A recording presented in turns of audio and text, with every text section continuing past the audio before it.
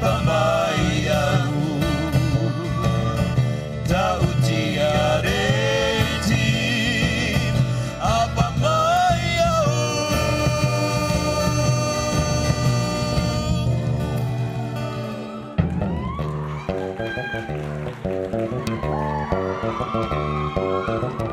Retrouvez l'intégralité des prestations du Hura Tapairou à partir du 3 décembre sur tntvreplay.pf.